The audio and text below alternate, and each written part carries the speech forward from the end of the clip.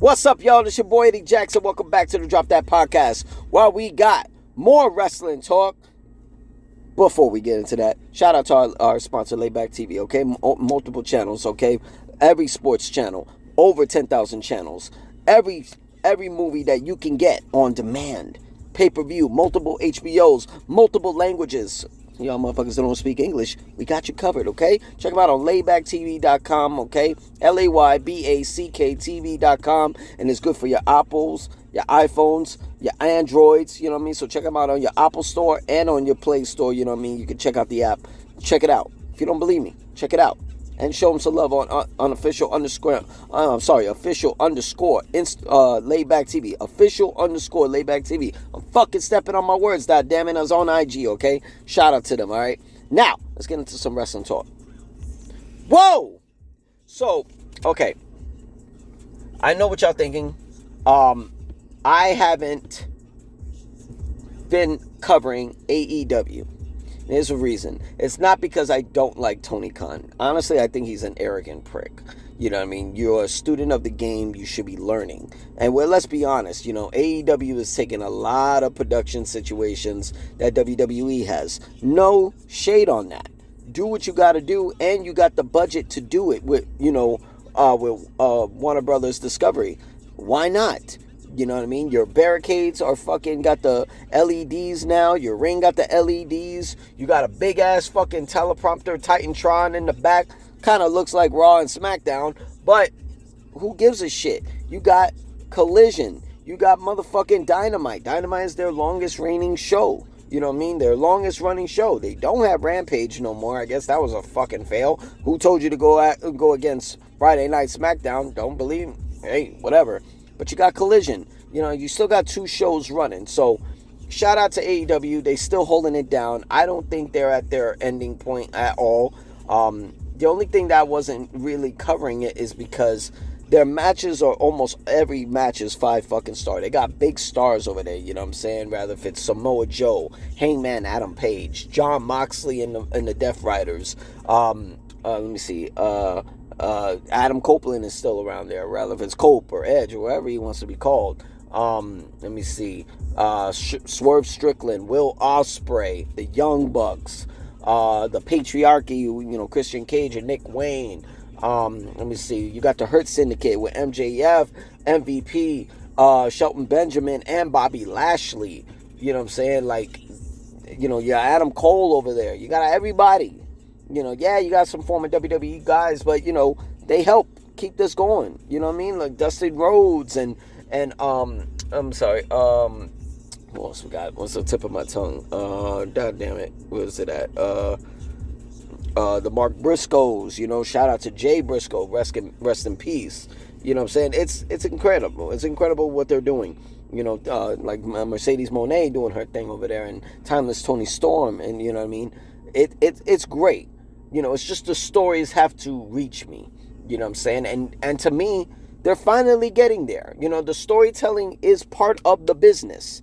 You know what I'm saying? And I don't think Tony Khan understands that. Maybe you should have multiple writers, multiple content creators, multiple producers and matches, just like WWE does. You're copying off their production. You might as well copy off their process as well to make a great product. Because if they actually get cut and released in WWE, they got a place to go. They just don't have to go to TNA like Indy Hartwell and Cedric Alexander and Mustafa Ali, and Nick Nemeth, in the whole front. You know what I'm saying? You got to understand the stories are what making the matches, and they're doing great. This is why I'm fucking covering it right now. AEW All In Texas. When they first announced All In was going to finally be in the States and no longer be at Wembley Stadium in the UK, I thought it was interesting. They were promoting it over there in Texas. But the thing is that all your events should be like this. You know what I mean? Like promoted like this, story matches like this. They're doing great stories now. I wanted to cover Double or Nothing, and it was just like, it was kind of a letdown to me. You know, Revolution, that was kind of a letdown to me. Dynasty, it was kind of a letdown to me.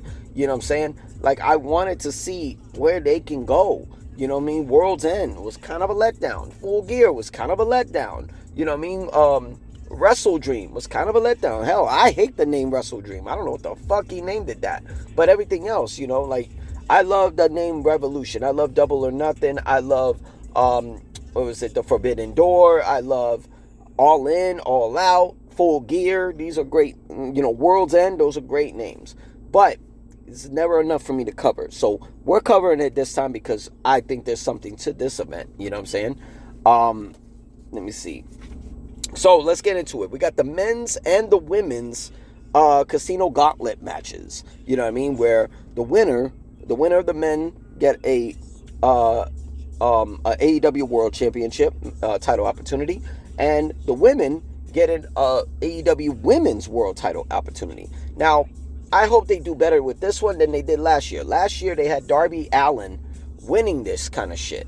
You know, so he had a shot at the TNT Championship, and then he had to give up his AEW World Championship title opportunity. And I'm like, well, maybe his passion is not winning the world title.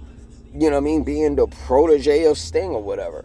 You know what I'm saying? So I hope they do better this time. But it's our segment, Who You Got for AEW All In, so let's do it.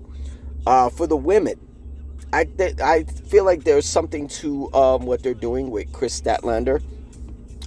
She's got the look, she's beautiful, she's got the in-ring ability, and she's a former TBS champion.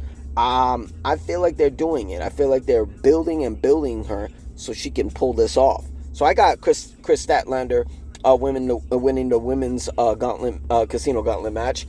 For the men's, believe it or not, my favorite in AEW, all the way through. My favorite. He's been a heel and he's been a baby face. Doesn't fucking matter. He kills it on the mic. He kills it in the ring. He gives 5-star matches. You know what I'm saying? My favorites, let me see. He had a 5-star match with Adam Cole. He had a 5-star match with Will Ospreay, both at All In. Let me see. He had 5-star matches with CM Punk. You know what I mean? Sorry, we gotta mention him. But he's my favorite, and he's my favorite to win the men's casino gauntlet match. I got MJF, Maxwell Jacob Freeman, 100%. He's this close to getting that Triple B. So I got MJF and I got Kris Statlander for the casino gauntlet matches. Let me see. We got the 3-way AEW World Tag Team Championship on the line. The Hurt Syndicate defend against Speedball and Kevin Knight and the Patriarchy, Christian Cage and Nick Wayne. Well, they got attacked recently on Dynamite, so I think 100% Lashley is not. Bobby Lashley is not. So I think there's going to be a heist come All In, and I think the Patriarchy, Christian Cage and Nick Wayne are going to pull off the win. You know what I mean? You got Nick Wayne, who's the Ring of Honor Pure Champion. So I think the Patriarchy are probably going to pull off the win for the AEW World Tag Titles. We got the TNT Championship on the line. Adam Cole defense against Kyle Fletcher. They've been slowly building Kyle Fletcher, ever since his betrayal to Will Ospreay.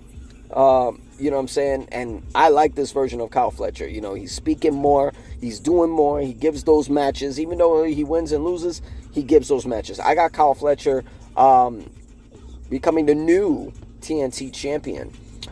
We got a tag team match. We got Swerve Strickland and Will Ospreay. What a 5-star team that is. Taking on former AEW World Tag Team Champions, Young Bucks, who are the EVPs. Now, this is a stipulation type of match, because if Strickland and Ospreay could pull off the win, that means the Young Bucks got to give up their EVP titles to Strickland and Ospreay, which is going to be very interesting if that happens. But if the Young Bucks pull off the win, that means Strickland and Ospreay do not get a world title opportunity at all for 1 year, technically. So it will be 1 year before they can even get a shot at the world championship between them both. So I got Swerve Strickland and Will Ospreay taking the EVP titles from the Young Bucks. So those are my picks. And we got the triple header main event. We got Okada and Kenny Omega taking on each other. Okada has the Continental Championship and Omega has the International Championship. And they're fighting in the ring to kill both of those belts and become the Unified Champion, the AEW Unified Champion. They revealed the belt 2 weeks ago. Great belt. My thing is why the fuck are we doing this? You know what I mean? Because you made us go through a whole fucking Continental Classic, which we never understood what the fuck it was for, but it was a tournament with points and so forth, and the winner becomes the Continental Champion. Okay? Okada won the Continental Championship and kept it the whole time. That belt, sometimes I even forget that fucking belt even exists. And they went through another Continental Classic. For what? You're killing the belt now. You tried to name a belt after the WWE Intercontinental Championship, and it has no fucking, longevity. You're killing it. And then here comes the International Championship, which I don't understand why the fuck this was made. You know, you made a new belt. Now, when they made the belt, I'll tell you straight up. First, they created it as the the All Atlantic Championship or something like that. Then they switched it to International, which they should have had it in the first place. It's a beautiful belt. It's a beautiful belt. Omega won it. You know what I'm saying? I think they're calling him now a fucking Grand Slam champion, which is not correct. He's a tag champ, world champ, international champ, but he's never won the TNT championship, so get that correct. But they're killing both belts. You know what I mean? International championship has always been known as the workhorse belt. You know what I mean? Like, such as Orange Cassidy wearing it, Jon Moxley wearing that shit, you know, also Rey Fenix of the Lucha Brothers. Yo, people won this belt before, you know, and now it's like, okay, we're going to get rid of the Continental and International worthless titles to make a unified championship. They just can't figure this out. Like, Tony Khan, you need to fucking get your head out of your ass, dude. But I got Kenny Omega winning this and becoming the unified champion. Now, we got the co-main event, Timeless Toni Storm defending the women's championship against Mercedes Moné, the TBS champion. She's already got 6 belts, you know what I mean, in other organizations, but also the TBS champion. She's been the TBS champion for, a year, basically. She debuted in March of last year, won the title 2 months later from Willow Nightingale, never lost it, and peep this, in AEW, Mercedes Moné is undefeated. No one's even beaten her. She's beaten everybody. Fucking Dr. Britt Baker, Willow Nightingale, Chris Statlander, she's beaten everyone. She just never beat Timeless Toni Storm. I love this version of Toni Storm. I fucking love it. She's fucking phenomenal on the mic. You know what I mean? She knows how to make it appropriate, inappropriate. Yo, Timeless Toni Storm, this is my favorite version of her. She fucking kills it with this, 40s type of, vibe, black and white, movie stars type shit. I love it. But, why do I feel like it's going to be some kind of switch up and, the Owen Hart Foundation winner for the women, Mercedes Moné, might pull off the win. Timeless Toni Storm got the record of not former, she's still the champion, but she's the only one to hold the women's championship 4 times. She's got the record.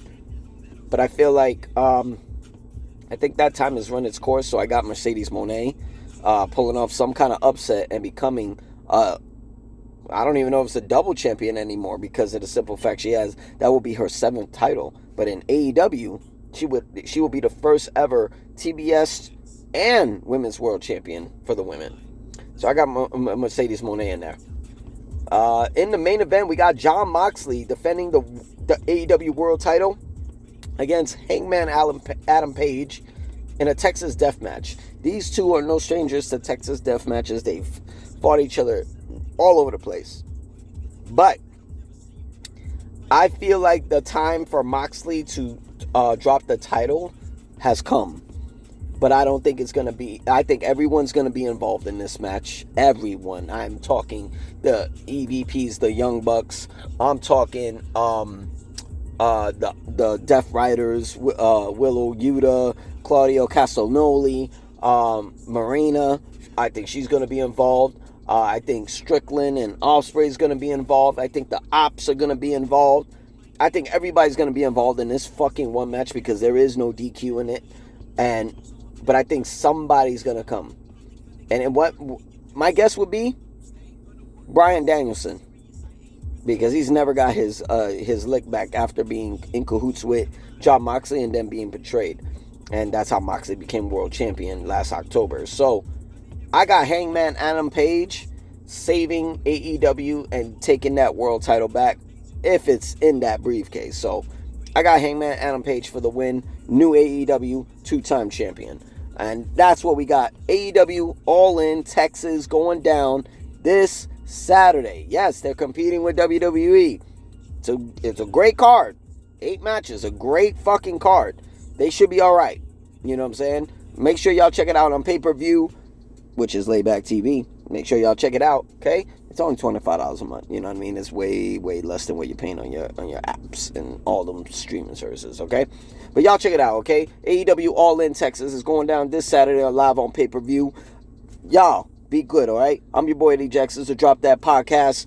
Y'all subscribe to the page, like the page. If you don't like my fucking picks, who gives a shit? Actually, I do. But leave a comment if you want to. All right? Peace.